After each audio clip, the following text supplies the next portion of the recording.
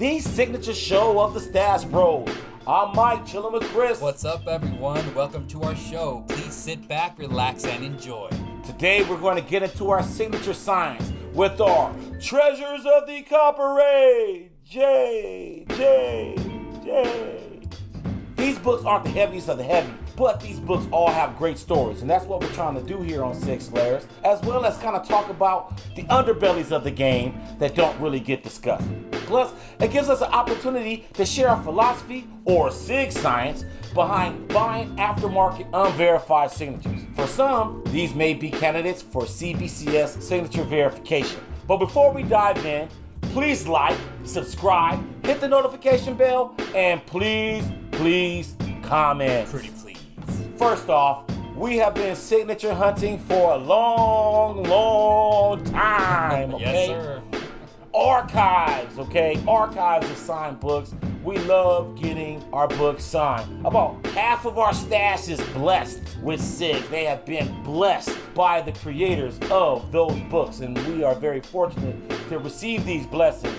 For us, signature hunting is a dope way for us to connect with the creators and meet the people in the comic book community. We got homeboys and homegirls from all over the land that we have been in lines with doing the time. Because as we know, a family that cons, bonds. Yeah, I like that one. We wanted to showcase some of our Treasures of the Copper Age to create opportunities to highlight things in the comic world that you might not hear so often. They don't get talked about enough, so we just wanted to break some of these things down. We're all about the people behind the stories, and so this gives us a chance to really talk about all those components all in one through signed books, because this is Six Layers. We picked 5 comic book topics that highlight what the Stash Bros feel are important moments of the Copper Age. Let's get started. Let's talk about DC's John Byrne. Chris, I know you're a huge X-Men fan, huge Wolverine fan, huge Chris Claremont fan, so part and parcel with that, you're a huge John Byrne fan. Yes, sir. A lot of people talk about the X-Men a lot when you talk about John Byrne. I want to talk about the stuff that people don't really talk about enough. We can talk about John Byrne's X-Men, but I want to talk about John Byrne's Superman. He rebooted Superman with Man of Steel. He wrote it and he drew it and he rebooted the title. And we're showcasing this dope Superman #3 first cover appearance of Darkseid in Superman. John Byrne really made Darkseid the baddie of DC. I mean, think about it, Chris. When we grew up, who was the pinnacle of DC's baddies? Wasn't it Darkseid? By far, for sure. Well, you got people like John Byrne and Len Wein. They also did Legends, one of the first major DC crossovers post-Crisis. They expanded upon the legendary Jack Kirby's Fourth World characters and introduced new characters along the way. You heard of Amanda Waller. She's probably going to be in Suicide Squad coming up. Everybody's specking on some of these new books. Amanda Waller made her first appearance in Legends #1. One of my favorite characters, G. Gordon Godfrey. You may not know who he is, but he's kind of like a pseudo, in disguise Fox newscaster. He's kind of like one of those tabloid newscasters, and he's best known in HBO Max's Young Justice. Well, G. Gordon Godfrey makes his first appearance in Legends #1. The Superman, as you know and I know it, is made by John Byrne. And when we got to the New 52, that's when we were unfamiliar with whoever that Superman is, because really, John Byrne kind of redefined Superman's origin story and all of that. So John Byrne is not only a legend in Marvel, but he's an unsung hero in DC modern lore with the advent of the modern day Superman. My first pick is John Byrne's Superman, Chris. Man, that's a great pick. Honestly, the fact that you got a Sig on the cover, I'm envious. And it is a newsstand. Right? Newsstand. Speaking of John Byrne, my choice for my first Treasures of the Copper Age is Uncanny X-Men 137. It is a John Byrne, Chris Claremont book, and it's one of my favorite stories out there. It's part of the Phoenix Saga.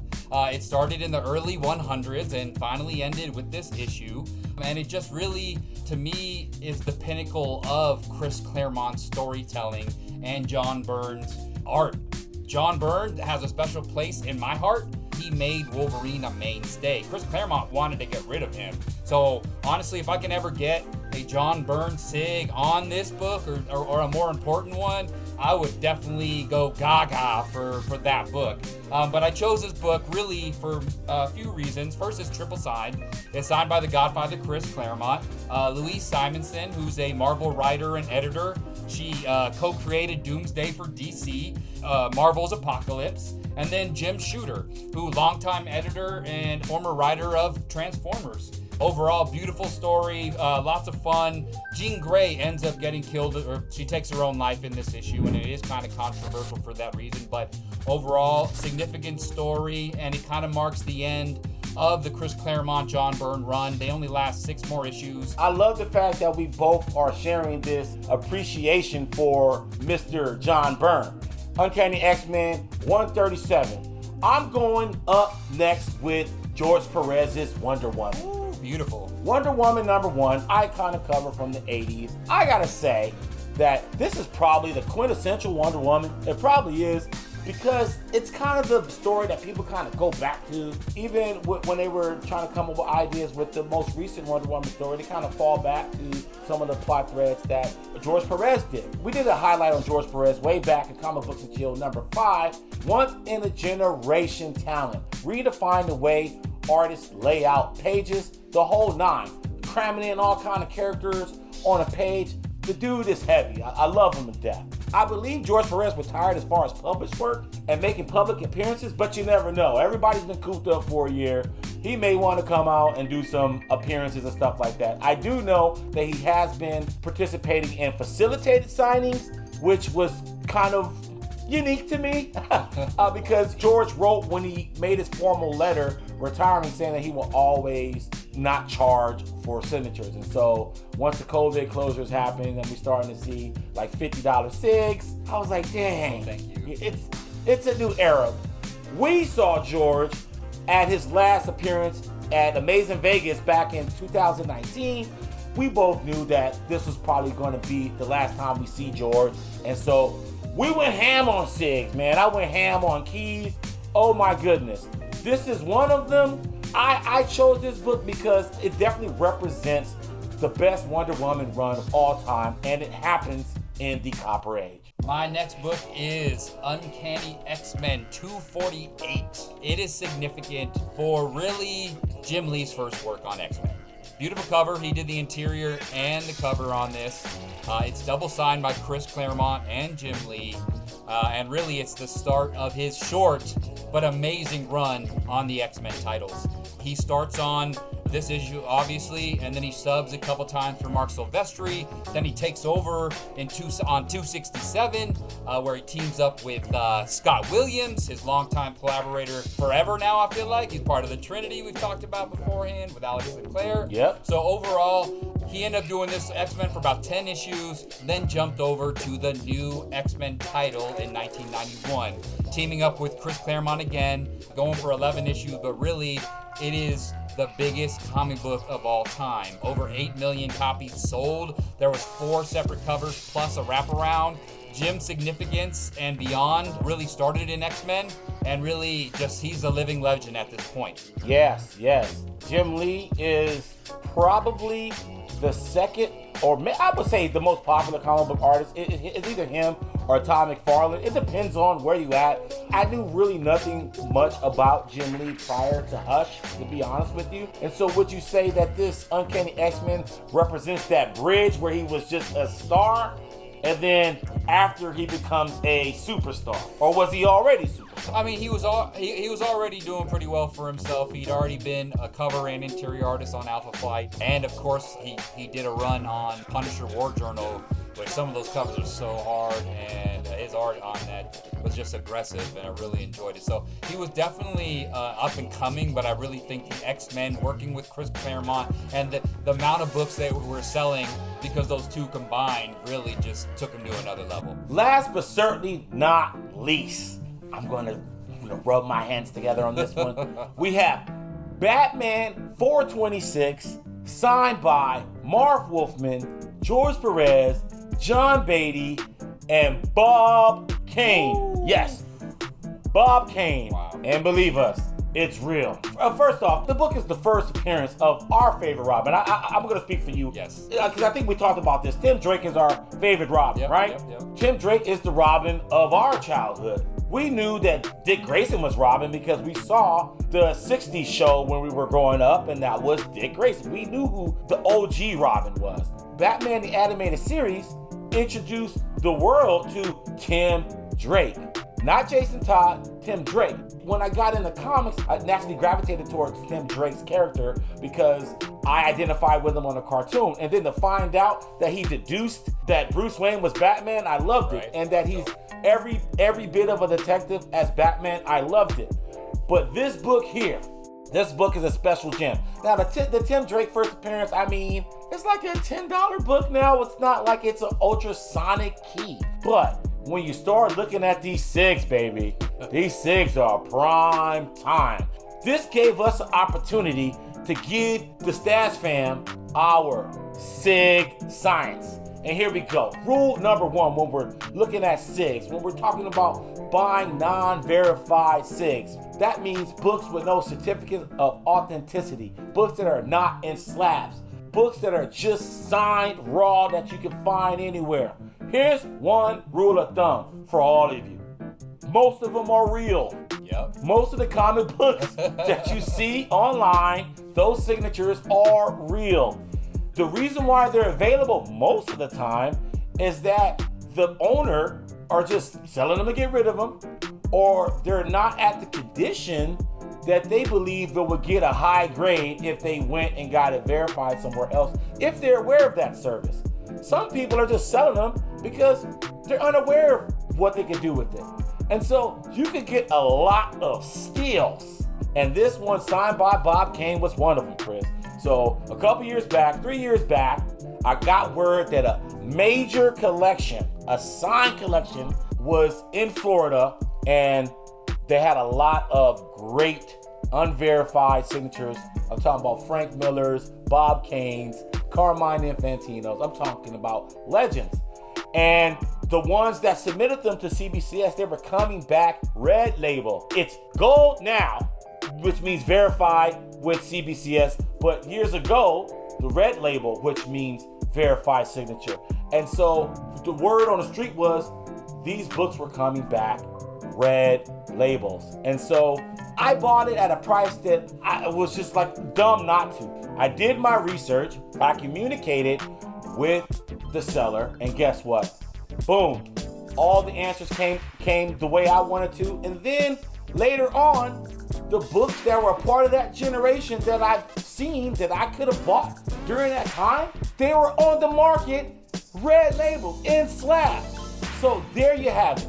I just wanted to break a couple things down real quick. Just wanted to break it down. So we said rule number one, rule of thumb, most of these raw signed books that are unverified are real, okay? What are the odds of someone forging Greg Capullo's signature or a Tom King signature? Like, it's not worth the time. It's not worth the energy. You're better off just selling a book by itself. It's not that big of a deal. Also, it should be a crime, okay? An absolute crime. Like, you should go to jail if you have a key and you forge a signature on it. Not because it's a forgery, because that is a travesty. To forge on first appearance of the new Teen Titans and forge George Perez's signature on that, what are you doing? Who would do that? Who would do that, right? Unless you're Stan Lee, Jim Lee, Todd McFarlane, or someone like that. Anybody shy of that, not worth the time. Just sell the book, okay? So I just wanted to give a little game to people. Most of those books out there, those raw SIGs floating around in cyberspace, they are real. The one thing that you could get potentially screwed on is the condition. That's what I would say. Odds are you would get screwed on a condition more than the actual authenticity of that signature. So if you just want a book and it's cheap, buy with confidence, okay? And you may get a book that's in good shape. You can send that in and get it verified if you're that type of guy. We are not. We know what's real and we know what's fake, okay? And we're not getting no James Lee signature. No disrespect to Greg Capullo. Oh, we love Greg Capullo, but the point is, most people, if Greg Capullo was in a grocery store, girls ain't about to start running and pulling their hair, screaming and crying to chase after Greg Capullo. They wouldn't know who this dude is, okay? No one's gonna know who Tony Daniel is if he walked up in a 99-cent store. No one cares. And so why would you ruin a key that Tony Daniel did by forging a signature when you could just sell the book and get whatever market value? To me, it makes no sense. We're not talking about celebrities. We're not talking about athletes. We're talking about comic book creators where the majority of our population can care less, okay? And the people that do care, here's the other thing about the comic book community. If you are screwing people over, you're gonna be put on blast. So you may get away one time, but you're not gonna make a killing on screwing people over in the comic book community. So people err on the side of, yo, this is real. Now, a Bob Kane signature, different story, right? Different story. Now, people know that Bob Kane is known for stealing people's work and taking credit for it, okay? Jerry Robinson, the creator Joker. I could go on and on and on about those golden age creators and their beef with Bob Kane because he would take credit for their work. But we are talking about what? Art. Now, if we were talking about the art world, then there's a lot of fakes out there, and you gotta be cautious about that. But we're not talking about that. We're talking about their name and their signature. That's a total different thing. I would not buy a Bob Kane sketch because guess what? It may not be Bob Kane, it may be Dick Sprain. You see what I'm saying? It may not even be from Bob Kane. It may be another creator from that time that he signed his name on. But guess what? Rule number 2, look through these various online selling platforms and look at the signature. Look up Bob Kane signature. Now, I'll tell you this, because I did the work. I did a lot of legwork on this, okay? A lot of times, Bob Kane, you're going to see books that were sold from the era of the 90s. That kind of coincides with the Michael Keaton Batman movies. Bob Kane made a killing in the 90s, okay? He made a killing selling his signature for $40, $80, and all around. I found newspaper clippings of Bob Kane out here in our area. There are a lot of books from the time of 92, 93 to about 97-ish, okay? And then Bob Kane passed away in 98. In that era, there's a lot of books. But guess what? All those books got gobbled up and been slabbed and verified CBCS. And this book that you're seeing, ladies and gentlemen, is one of them. But the stash rolls, we kept it in the stash. We decided to stash it and not slab it. That's what we're rolling with. Now, finally, rule number 3. Rule of thumb, most of the signatures are real. Rule number 2, look through the various platforms, whether it be eBay, whatnot, whatever. Look through them all and compare the SIGs. Because I guarantee you, they're coming from different sellers, okay? They're not all conspiring to screw you over, okay? So you can just look through eBay and you can tell what's real versus what's fake. And I guarantee you, most of them are real, okay? And then rule number 3, when in doubt, always contact the seller before you spend any money. Give them a quiz, give them a litany of surveys, whatever you need to do. How'd you get it? Exactly. That's the main question. All of that stuff. What story? Where were you at? Where was it at? Whatever you gotta do. Because Bob Kane doesn't come around as much. We're just checking because we want to make sure that this signature is actually real. And I don't want to get screwed over. So when you start talking to people like that and making it explicit and being like, hey, I just don't want to get taken advantage of, usually sellers will go the extra mile and over-explain. Stash fam, chill out a little bit. If you want a SIG, you don't have to pay $100 for one. There's so many of them. It depends on what you want. It's just a matter of what's your preference. Do you want it in a slab? Do you want guaranteed condition? Okay, those are all valid requirements. But sometimes you just want the book, or you just want the SIG to say, hey, I'm a huge fan of this creator and I want a signed book from this person. All we really want is the book signed. 95% of the time, the books are coming from our collection and presented personally to the creator, and they sign it, and we take it back. That's our Sig Science, and that's what we'll do. And it doesn't matter if it's a $100 book or a $5 book, as long as it's cool to us. Yeah. This is our first edition of Treasures of the Copper Age. If you like what you see, please subscribe and hit that like button. We are the Stats Bros. This is the Sig Slayers. We're out. Peace!